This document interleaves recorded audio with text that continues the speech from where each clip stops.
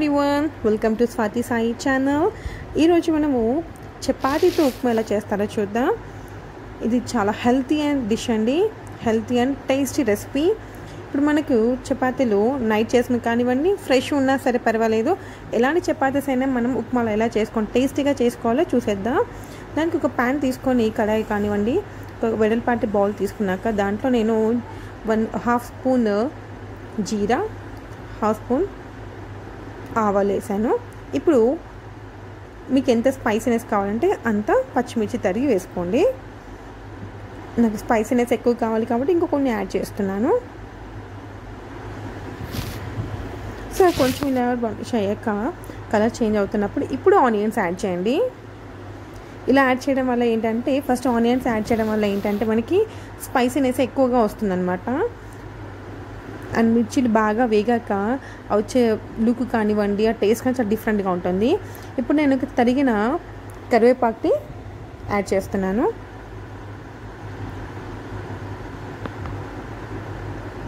ఎందుకంటే ఈ డిష్లో మనము విడిగా మళ్ళీ కారం పొడి యూస్ చేయం కాబట్టి పచ్చిమిర్చిని ఎక్కువగా యాడ్ చేసుకోండి.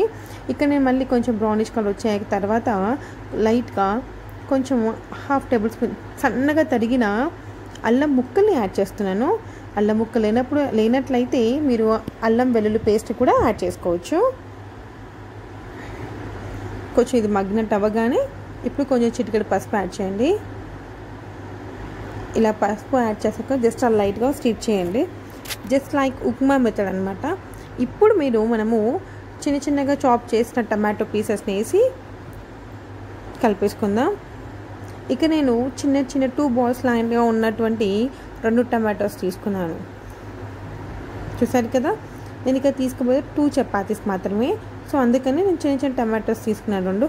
మరి టమాటోస్ ఎక్కువ వేసామనుకోండి పుల్లగా అయిపోతుంది, అంతలా అనిపించదు. తెలుసు కదా, టమాటోస్ ఎక్కువ వేస్తే ఎలా పుల్లగా ఉంటుందో. సో అందుకని చాలా చిన్న టమాటోస్ మాత్రం నేను 1/2 కప్ కింద కొంచెం తక్కువ వేసాను. కొంచెం ఇలా టమాటో దగ్గర అయినట్టుగా అనిపించిన తర్వాత ఇప్పుడు మనము 1 గ్లాస్ వాటర్ యాడ్ చేస్తున్నాను. ఎందుకంటే ఒకవేళ నైట్ చపాతీస్ అయితే మనకి గట్టి పడిపోయి ఉంటుంటాయి కదా, సో అలాంటి వాటికి కొంచెం మెత్తగా పడాలి కదా. ఒకవేళ చూసారు దగ్గర అయిపోయింది. ఒకవేళ చపాతీస్ ఫ్రెష్ అయినా కూడా బాగుంటుంది. చపాతీ ఉప్మా చేసేటప్పుడు దాంట్లో ఇది చాలా పోషకాలు ఉన్న ఫుడ్ అండి. మనకి ఏంటంటే చపాతీలు ఏం కర్రీ చేయాలో అర్థం కానప్పుడు కానివ్వండి, పిల్లలు కొంతమంది చపాతీ అంత ఇష్టంగా తినరు. సో అలాంటప్పుడు వాళ్ళకి ఇలా చేసి పెడితే రెసిపీ చాలా డిఫరెంట్గా ట్రై చేయండి, ఇలా చాలా ఇష్టంగా తింటారు.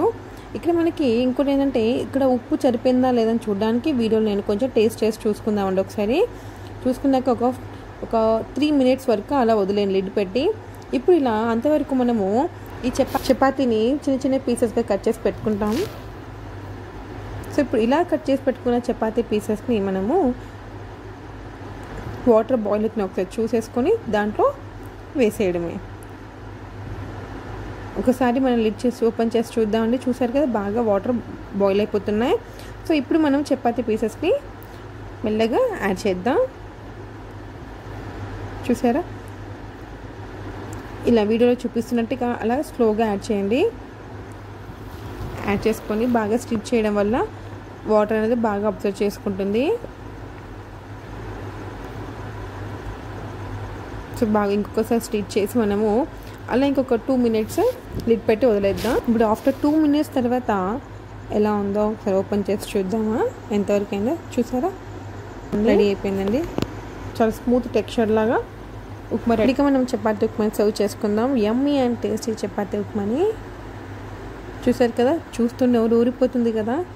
తినడానికి కూడా టేస్ట్ అయితే చాలా బాగుంటుందండి. ఒకసారి ట్రై చేయండి. తక్కువ టైంలో మంచి హెల్తీ ఫుడ్ అండి. ఈ వీడియో మీకు అందరికీ నచ్చిందని అనుకుంటున్నాను. ఒకవేళ మీకు ఈ వీడియో నచ్చినట్లయితే please click on the like button and subscribe my channel.